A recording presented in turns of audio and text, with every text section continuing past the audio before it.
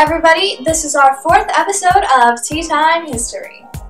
Today's question is, what impact has contact with Europe had on non-European societies? So you can refer back to our last episode on European imperialization. So when Europe went over to the Americas, obviously they brought a lot of diseases with them, such as smallpox. This initially destroyed the indigenous civilizations there. Not only that, they usually put them, most of them, they put them to work on their plantations before they created a slave network. This also killed them off due to poor living conditions and poor work conditions. Another way that they destroyed their civilizations was rape. They caused a lot of STDs such as syphilis, killing off most of the population. Another place that didn't really take well to European imperialization was China. What happened was a bunch of European nations wanted parts of China and kind of fought over it a bit. And China really didn't like that these people were here in the country. So, the Society of the Righteous and Harmonious Fist rebelled against the European nations. This is called the Boxer Rebellion.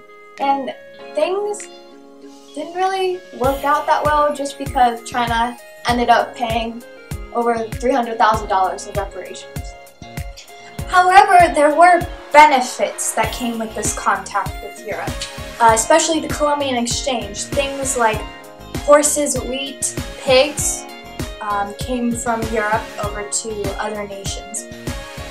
As the Americas started to kind of develop and grew, even though they did separate from Europe, other nations kind of embraced their Western ideologies and took after them a bit. One of these nations was Japan. And whenever America opened up Japan's ports, Japan was obsolete. And they realized that, so they quickly adopted Western ideologies and became a power within the world themselves.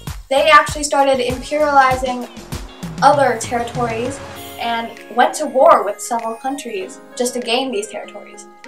One country that they fought with was China over Korea, and Japan won and opened up the Korean markets.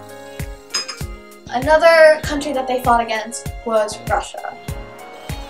Japan ended up getting Port Arthur in China. So, recap time! Some impacts that non-European nations had when Europe had contacted them were destruction of civilizations by diseases, and also China didn't really take well to imperialization, so they started their rebellion, otherwise known as Boxer Rebellion.